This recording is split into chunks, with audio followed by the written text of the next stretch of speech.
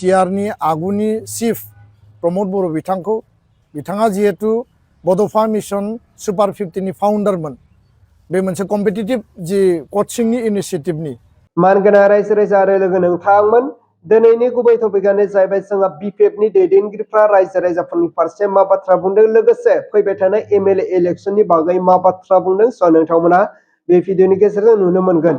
फारसेथि जोंहा एक्स एनडिबि आदामोना जोबथे सानफोर उदां जाबाय दा बिथांमोना मा साबायखर बावखो बेफोर गासै भिडिअ क्लिपखौ आङो स्क्रिनाव होग्रोबाय स' नोंथांमोना नायदो लोगोसे खोनासंदो।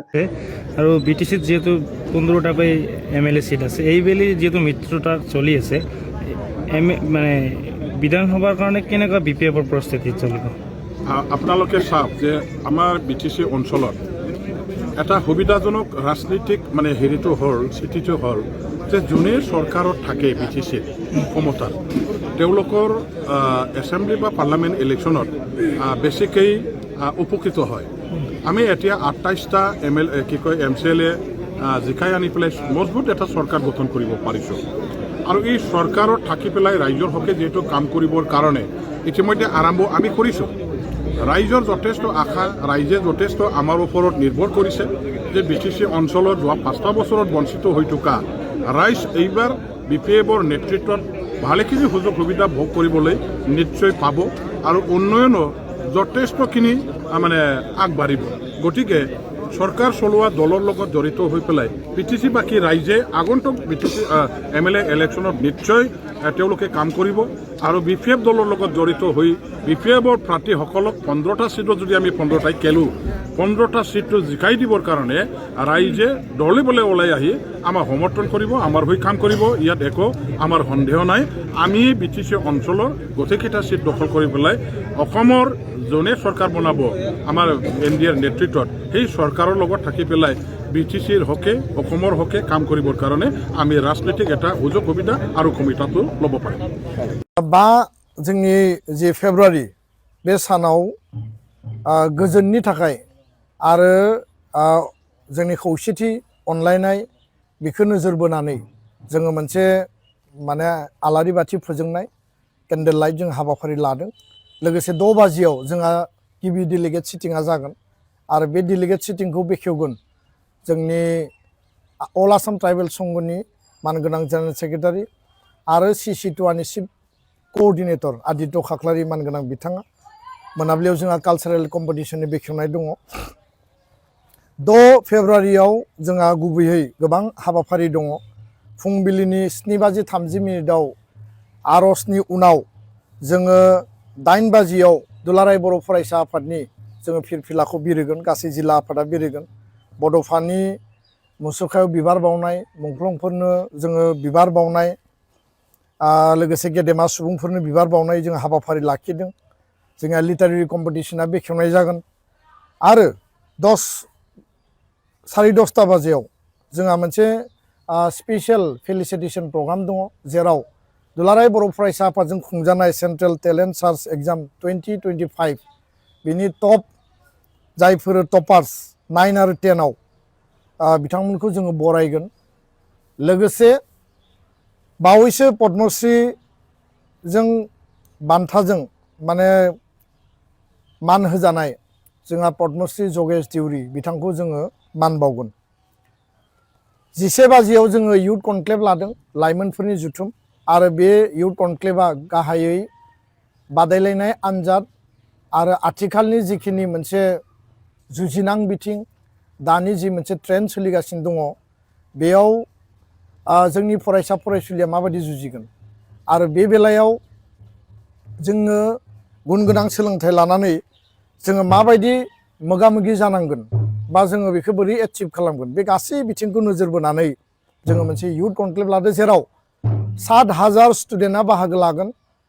विभिन्न कलेज जोंहा स्कुलनि इउनिभार्सिटिनि आरो 3,000 जोंनि जायफोर डेलिगेट्स बिथांमोना बाहागो लागोन। टटेल 10,000 बाहागो लानायनि गेजेरजों जोङो बे हाबाफारिखौ खुंफुंनो नागिरदों।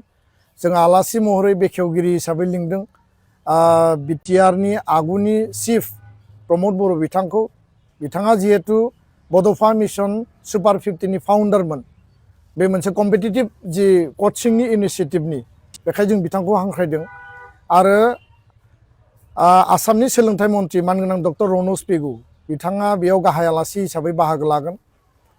बेनिफ्राय बर'नि गिबि ब्रिगेडियार अन्जन कुमार बसुमतारी बिथाङा पाठानकटआव दङ दा 29 आर्टिलारि ब्रिगेडनि बिथांखौ जों हांख्रायदों। अल आसाम स्टुडेन्ट इउनियननि chief adviser doctor Samujjal Kumar Bhattacharya कारन आसुआबो मोनसे प्रग्राम फोसावदों आरो बिथांमोना इनिशिएटिभ लाबाय प्रत्यक्ष नाय मोनसे सिभिल सार्भिस कचिंनि थाखाय दिल्लीयाव गावसोरनिफ्रायनो खरस खालामनानै दैथायहरदों आरो नर्थ इस्टनि स्टुडेन्टनि थाखाय आसामनि स्टुडेन्टनि थाखाय माने स्टुडेन्टना ओरै नङा असमियाल' गुबुन गुबुन हारि माहारिनि जायफोर एसपायरेन्ट बिथांमोना मदद होदों। बेखायनो जों बिथांखौ हांख्रायदों। जोंहा गोबां प्रिन्सिपालफ्रा बाहागो लागोन। 2:30 जोङो get together meet of social and student organisation जों लादों जेराव 30टानिबो बारा जातीय संगठन आरो फरायसा आफादफोरनि आफादगिरि गाहाय नेहाथारि दैदेनगिरिफ्रा बाहागो लागोन। आरो बेयाव जोङो मोनसे टपिक लाखिदों जे जोंनि हारिमु जोंनि राव आरो जोंनि ससियेल भेलुस बेखौ जोङो सास्टेइन पिस आरो हारमनि आरो भाइब्रेन्ट बिटिआर आरो आसाम जौगानायनि थाखाय जों माबायदियै हाबा मावलांनो हायो जोंनि कानेक्सन जोंनि रिलेसना मा जागोन बे हाबाफारिखौ बेखेवनानै होगोन डक्टर समुद्र गुप्त काश्यप। रायजो राजाया माखासे साननि उनाव जों नाब्ला सारखौबो जोङो उदां अख्राङाव मोनगोन होननानै मिजिंथि जायो। जोंहा गोदान बिटिसिआव गोदान गभर्नमेन्ट फैनाय लोगो लोगो हाग्रामा महिलारि सारा जोंना चिफ सारा जेरैबायदि नांगौ रोखोमै फारफ्रोम दिगै मदद होनानै दिनै नैबे मोनसे गोथार गुवाहाटी हाइकर्टआ मोनसे राय होनायाव बेवहाय दिनै जोङो जोबोद गोजोननाय दङ। जों सिगांनि समाव नांगौबायदि जों मदद मोननाय जायाखैमोन थांनाय 5 बोसोराव। बेवहाय जोङो खनसेबो जोंखौ उकिलफोरजोंबो रायलायहोहैयाखै न'खरनि मानसिफोरखौ जोंनि प्रिजनार फेमिलि मेम्बार कमिटिनि जों सोद्रोमाफोरखौ खनसेबो गुवाहाटीयाव लाङाखै बा एडभकेटफोरजों जोंखौ जगाजग खालामनानै होआखै। दा बेवहाय सोरबा माखासे गेजेरनि मानसिफ्रा खामानिखौ मावदोंमोन बेयाव जोंहा सेटिसफाइ नङा आरो सेटिसफाइ जाथावथाव खामानिखौ मावनानै होनो हायाखैमोन।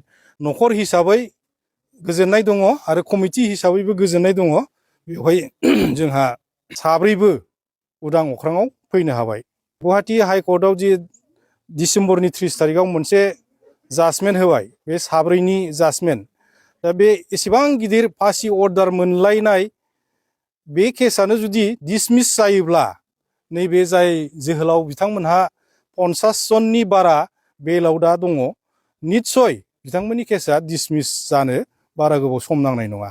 बबे समाव जोंखौ नासयबोदों बबे समाव सोर दैदेनगिरिया थांनाय समाव थांनाय 5 बोसोराव जोंखौ मा बुंबोदों माबायदि आखु दिन्थिदों बेखौ जों दङ बेखौ जों सम जायोब्ला निस्सय जों बुंनांनोबो हागौ। अब्ला मानाव गेदेर रायजो राजा आरो लोगो नोंथांमोना नुबाय खोनाबाय जोंहा दुलाराय बर' फरायसा आफादनि आफादगिरि दिपेन बर' सारा मा बाथ्रा बुंदों। फारसेथिं जोंहा बिपिएफनि दैदेनगिरिफ्रा फैबाय थानाय एमएलए इलेक्सननि बागै मा बाथ्रा बुंखो स' नोंथांमोना बिनि बेलायाव मा कमेन्ट खालामहरो नोंथांमोना कमेन्टनि गेजेरजों फोरमायहर जे नोंथांमोननि कमेन्टखौ फरायनानै जों बयबो रायजो राजाफ्रा बुजिलायनो हायो। अब्ला रायजोफोर दिनैनि भिडिअखौ आङो बेखिनियावनो फोजोबबाय। भिडिअखौ मोजां मोनदोंब्ला लाइक लोगोसे चेनेलखौ मोजां मोनदोंब्ला साबस्क्राइब।